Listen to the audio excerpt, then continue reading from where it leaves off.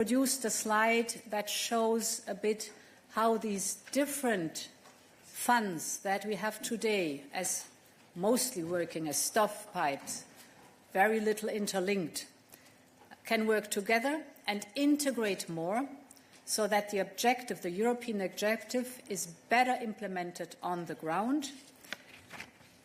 At the heart of these national and regional partnership plans remains agriculture and cohesion. They are the central pillars of European solidarity and investment in the European model. We are safeguarding 300 billion euros for farmers' income support. This includes a doubled agricultural reserve, so our farmers' livelihoods are protected.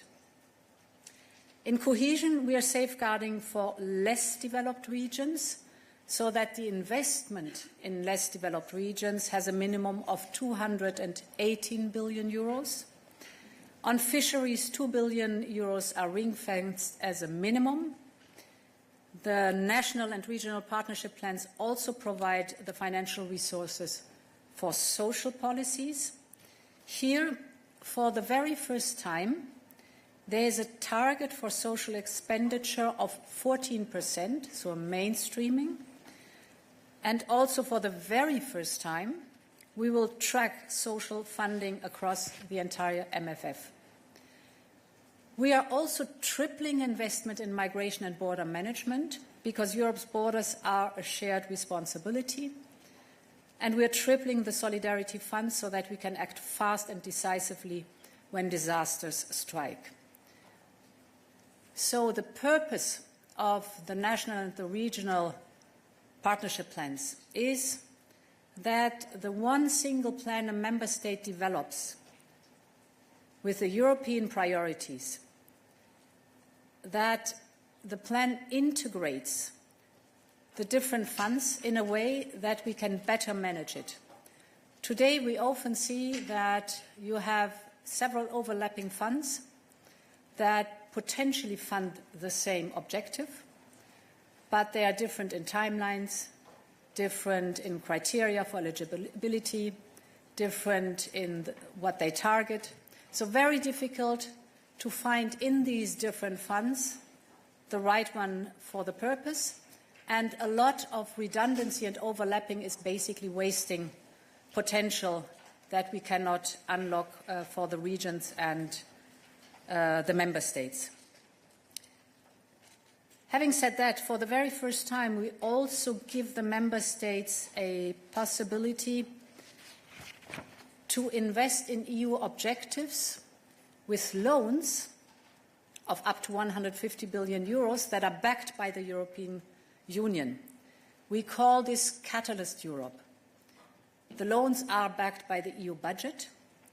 We take the loans and hand them over to the member states. Those member states who want, for favourable conditions, boost, for example, specific European priorities. You can think of defence industry, you can think of energy infrastructure, strategic technologies, and others. So the Catalyst Europe will give member states additional means to invest in these European objectives. It's the very first time that such an additional financing source is proposed. I've spoken about the different elements that compose or that put together the national and regional partnership plans. Within these national and regional partnership plans, we propose a simple and transparent allocation system. This system builds on key principles like regional disparities, poverty risk, agriculture needs, tensions at our borders, etc. So again, these plans are tailor-made because the regions have different needs and they know best how to implement European policies and priorities in their territories and their communities. As our member states and specifically our regions are very different, but we have the overarching European priorities, this combination of having one single plan that is tailor-made for the region or for the member states, while there is the European funding easily accessible and clear investment and reform as a requirement, is here an absolute novelty. The national and regional partnership plans enable a more strategic allocation that reflects European priorities on the ground.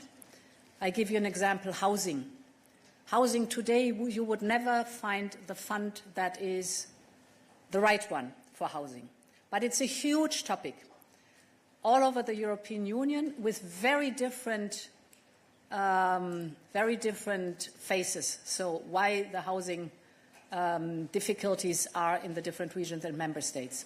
With one approach of a national and regional partnership plan, the one plan, you can take this cross-cutting topic and work with it within the plan, depending on how the specificities of the region or the member states are.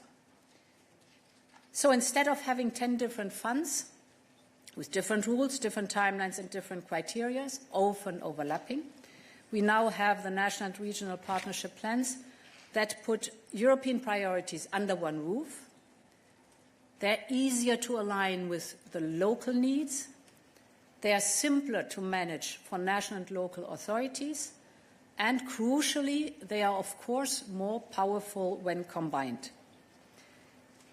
I want to share a moment on the respect for the rule of law within the national and regional partnership plans, but in all the MFF that is being proposed. The respect for the rule of law is unconditional. The rule of law is a must for all funding from the EU budget. And with the next MFF, we go further. The national and regional partnership plans will make the rule of law and fundamental rights a condition for investment and a focus for the reforms. As I said, the rule of law applies to all funds, and it will be smart conditionality. We will ensure responsible spending and full accountability with very strong safeguards, clear conditions, and the right incentives. This serves the citizens. Another important topic for citizens, especially the young, is Erasmus+, which is increased in this proposal by 50%. Then there's the topic of support to civil society. We will support civil society with different programs, for example, both the national and regional partnerships and the Competitiveness Fund will support life activities. These are activities for the environment, biodiversity, the circular economy, etc. And in addition, we have a new Agora EU program that is building on Creative Europe and SURF. We're putting it as one, and we call this program Agora. It will support media freedom, values, civil rights, democracy, and diversity. So far for the national and regional partnership plans. As you know, the new budget has this entity. Then it has a second big block, which is the Competitiveness Fund. The Competitiveness Fund will be proposed as a fund with 410 billion euros, because we think it's crucial to back the strategic technologies of tomorrow. We really put an emphasis on this Competitiveness Fund, funding the strategic technologies that we need for the future markets. And therefore, a few figures. The Competitiveness Fund includes a doubling of Horizon Europe. It is already a big program. It's one of the most renowned programs we have worldwide, the most renowned scientific and research program. We will double it.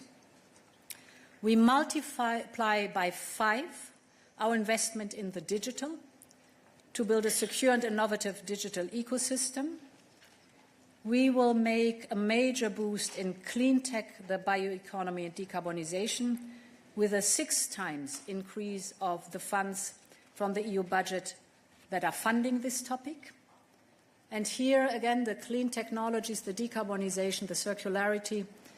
In addition, we will have a climate and biodiversity spending target, so mainstreaming, of 35% for the new MFF. This is spending that serves the European Union's 6 environmental objectives. And if you look at this mainstreaming, This amounts to around 700 billion euros.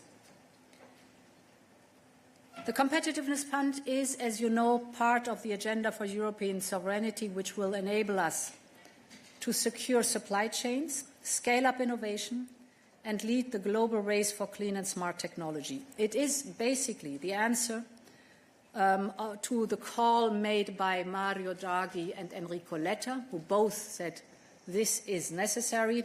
Here is the answer in our proposal.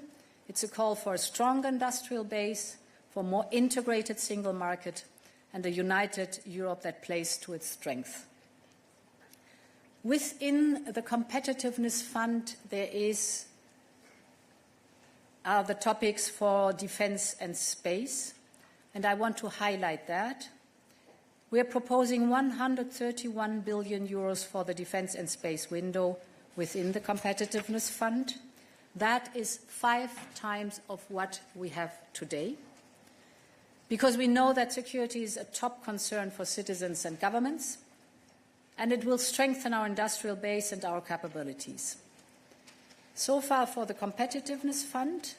Next to the Competitiveness Fund are the Connecting Europe facilities. We have them for transport and we have them for energy.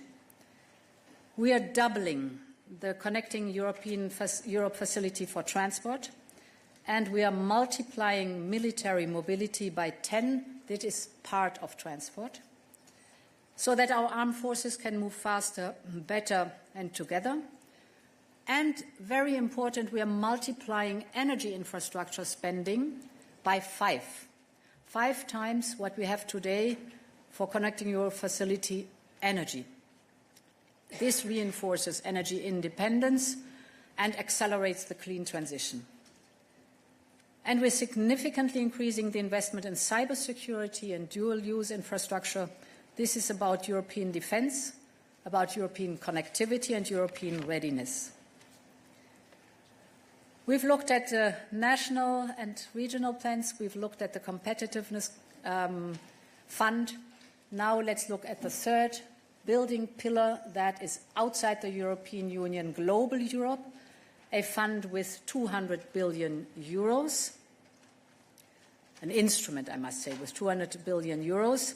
This is an increase of 75% to match our responsibilities on the global stage. So this is, again, the same principle. We take Global Gateway, humanitarian aid, strategic partnerships, all in one, and most crucially, of course, also our support for enlargement. Let me shed a word on enlargement. Enlargement is a key priority. It is not just a political objective, it is a strategic investment in Europe's stability and prosperity. And that is why we are opening the full toolbox of Global Europe to candidate countries, not only technical assistance, but also support for reforms and investments backed by resources. On top of this, we are setting aside 100 billion euros for Ukraine. You know we have the Ukraine facility for reconstruction. It was initially, with the midterm review, filled with 50 billion. These are slowly but surely going down in the amounts, and therefore we are suggesting 100 billion euros to fill up again the Ukraine facility, to support recovery, resilience, and, of course, their path to the EU membership. Now, for accession itself, it is, as it always was with all accessions in the past, there is a specific revision clause in the MFF that says if there is an accession of a candidate country, there will be a revision of the MFF, which is logical because we will have to negotiate depending on what size the country has that joins the European Union. We have to negotiate in the accession treaty the phase-in of cohesion payment, the phase-in of agriculture payments, for example, for this country, but also the phase-in of contribution of that country, accession country, to the European Union. All this has to be negotiated and discussed, and therefore very clear the promise and the obligation in the financial regulation that with an accession there will be a revision of the MFF. It worked in the past accessions and it will work now. Fifth point, a budget built for resilience and agility. This is the topic of crisis. We have witnessed crisis, at least I have witnessed crisis since the beginning of my mandate. It started with Corona, then we had a heavy energy crisis, then the Russian war in Ukraine, and each time it was extremely difficult to react fast and with the financial firepower that was necessary. Because, as you know, our budget today is designed in a way that 90% are fixed. This budget has been designed 2018-2019, but we live today with this 90% fixed. What we then did is we tried to use the Article 122, which is suboptimal. It's not the best instrument to have for such severe crisis.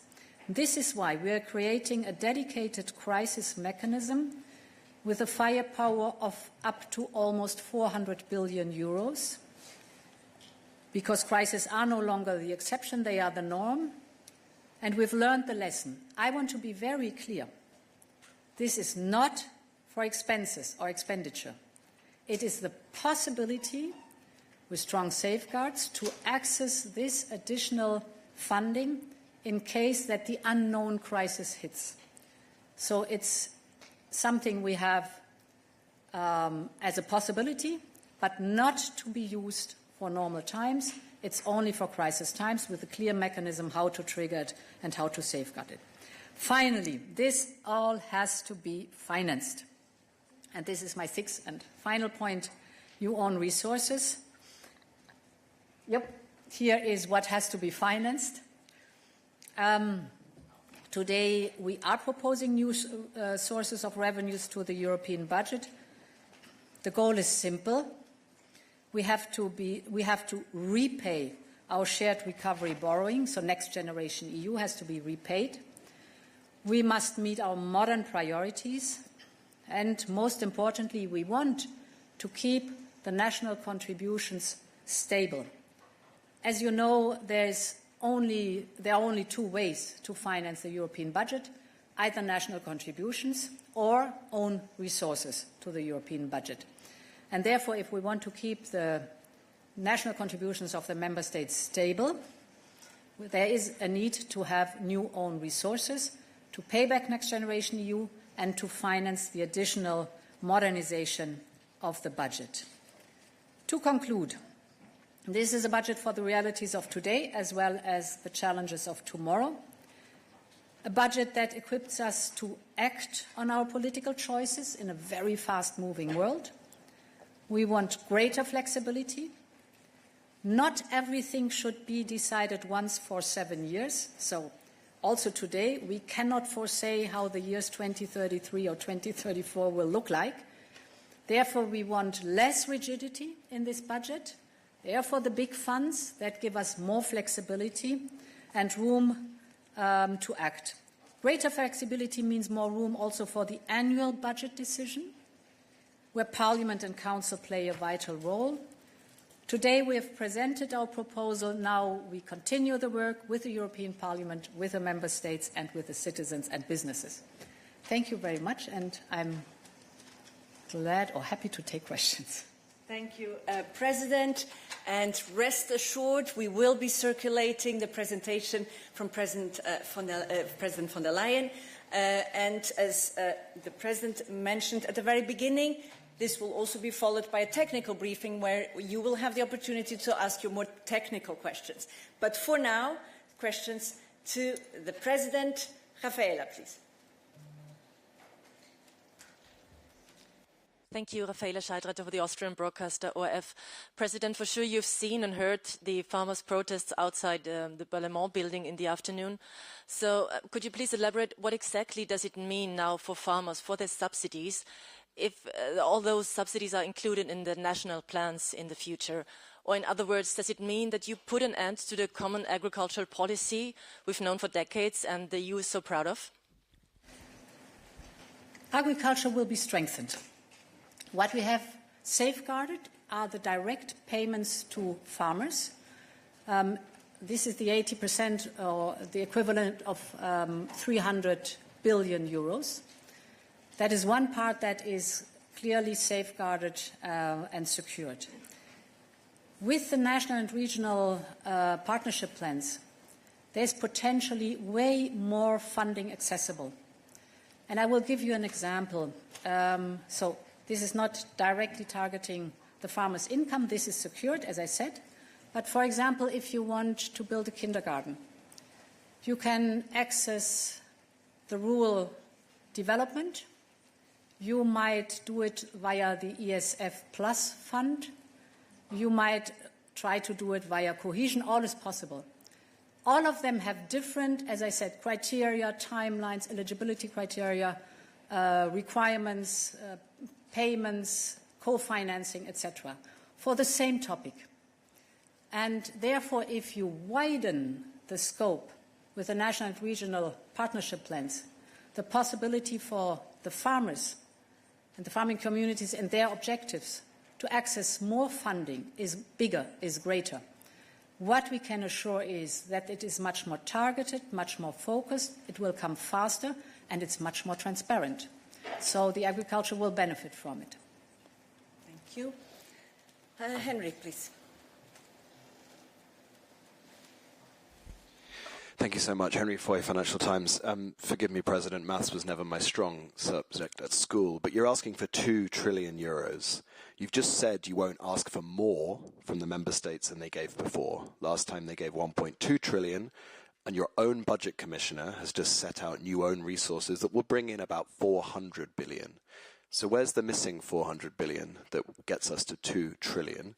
And my second question is logistical. I understand from many commissioners that they only saw the final numbers 5 to 10 minutes before the college meeting started. Do you think that's a fair way to treat the commissioners, given that they had to sign off on this? Thank you. So we have since weeks, we had 2 orientation debates. Very important is the structure, where I elaborated a lot on. Since many weeks, with these 2 orientation debates, we are working with the cabinets, the heads of cabinets and the cabinets themselves. I think the last 4 weekends, they have all been working through the weekends. Yesterday, the last time I was looking into the room where they were working was after midnight, and they were still busy, and as far as I understand, it went till early in the morning. This is a marathon to get there, because it's a huge budget, and rightly so, with a lot of different interest in there. And it is normal that at the very end there's crunch time. Yesterday, I spoke to each and every commissioner, one after the next, with the figures. And there was a lot of content, of course, receiving these figures, and not everyone was satisfied with the amount it was increasing, but each and every commissioner had a conversation with me and the budget commissioner. So then we had negotiation throughout the night still ongoing. So the final, it would have been impossible to present a final table with all of it correct if you do not have the pieces of the puzzle. It went through all the night.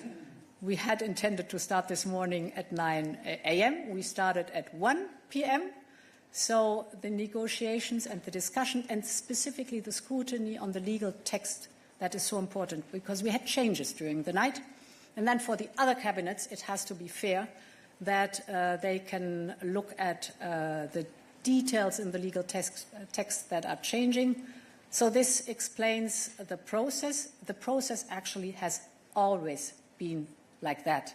It's not new. You have to discuss the structure, and the final figures then come when there's an agreement about the structure. Then come the final figures, and then we had today the college debate on it. There's a strong support. The collegial decision is taken, and now we have to fight to bring this budget further. In the next 2 years, we will have a long time to negotiate. On the details of the figures, I think the technical briefing will bring you what is necessary there. Again, we kept the contributions of the member states stable, and then they will bring you the detailed figures on that. For us, it's important to have the new own resources, specifically not only the modernization, but the paying back of Next Generation EU, which was never included in the budget we're in today. And now to my right, Maria, please. Maria Vasiliou, Tanea, Greece. Madam President, your proposal has already received strong criticism, even before the publication today, by the member states, from the parliament, the farmers, the regions. Some are setting red lines. And I would like to ask you, from your side, what are your red lines to ensure that your proposal does not change significantly during the long and difficult negotiations that you have ahead of you? And secondly, regarding countries like Greece that rely heavily on structural funds, if the total amount they will receive is less than the current MFF, given also that there will no longer be a recovery fund, there is a strong concern about their growth and investment prospects after 2028. So could you assure these countries that they will have the chance to receive higher or at least equal amount of structural funds after 2028? Thank you. So first of all, I never work with red lines. I think this is not smart to pull red lines because a democracy lives off negotiations. We are at the beginning of the process. The process will be 1.5 years to 2 years, where we will negotiate with the co-legislators. And of course, that there are reactions to the proposal is understandable, because of course there is always to find a balance of modernization, always to find a balance of how much can we ask for, specifically on a more modern, more agile, more time-appropriate budget, and the funding, the sources for funding such a budget. What the national and regional plans are concerned, the single plans, the member states are slightly better off than they are today. Slightly better off than they are today. Next Generation EU is a different thing. I mean, Next Generation EU we have created as a response to Corona, and it was extremely successful. But we cannot say this is a permanent fund that is there. It was and is a recovery fund after Corona. It was absolutely necessary because we had a sharp decline in the economic activity. It helped to have a sharp rise again in the economic activity, actually combined with SURE for the employment. So we really did well, and we came out well out of the Corona crisis. But this is Next Generation EU and a topic in itself. We learned a lot in Next Generation EU about the positive effect the combination of investment and reform has. Therefore, this principle is translated in the national and regional partnership plans, because this proved to be very effective also in the European ambitions that we have. But as I said, in general, if you look at what the volume is for the member states today, there's a slight improvement. Yes, Michael, please.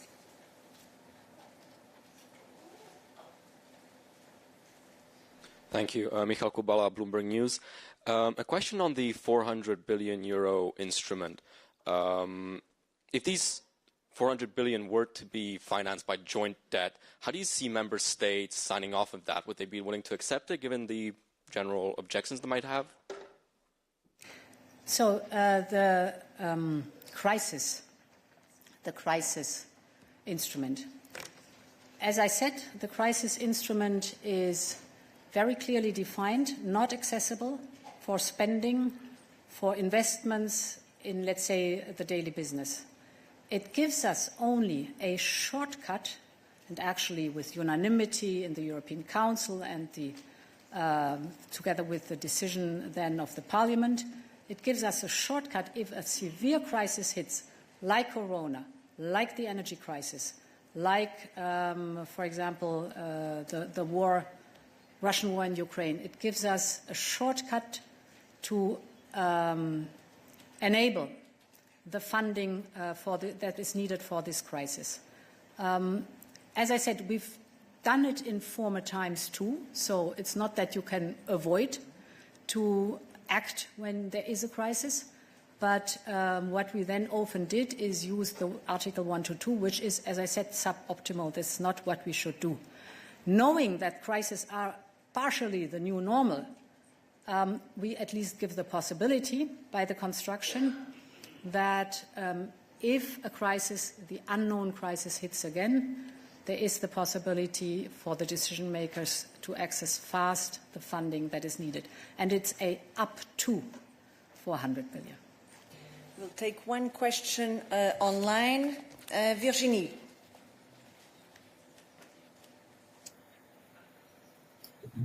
Bonjour. Bonjour Madame la Présidente. J'avais deux questions.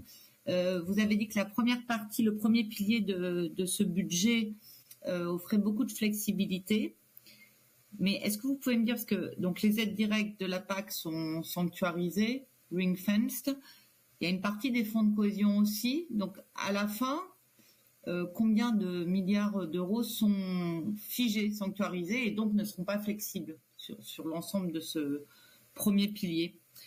Et puis j'ai une deuxième question, je sais que c'est des chiffres, mais je veux dire c'est surtout politique, donc j'aimerais bien vous entendre là-dessus, plutôt que vous me renvoyez au briefing technique.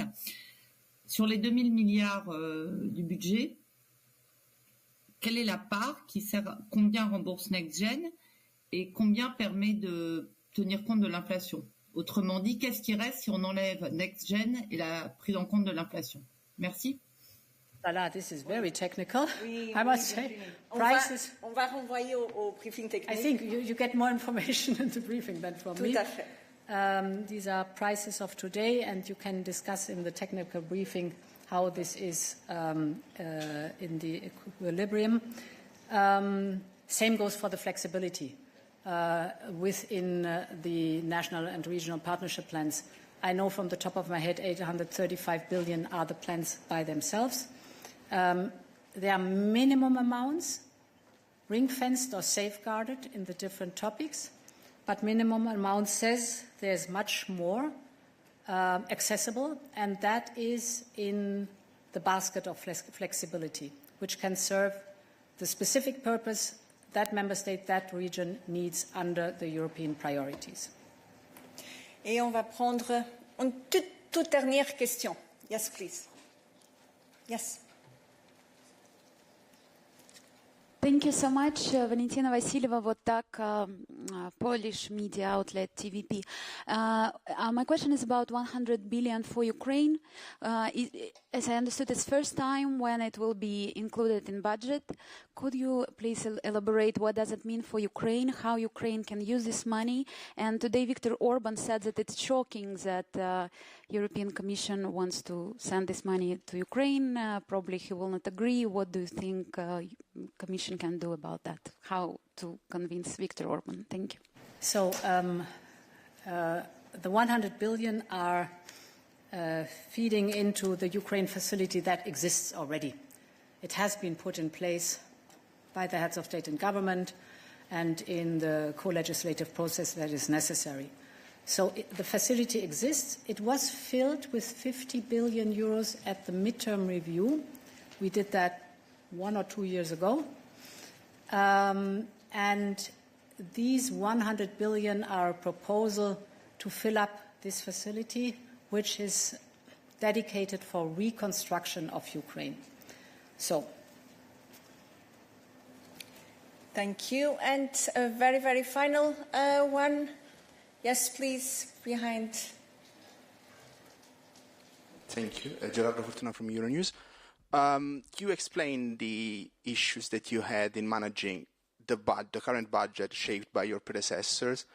Now you're giving your budget designed by you lots of flexibilities, lots of powers.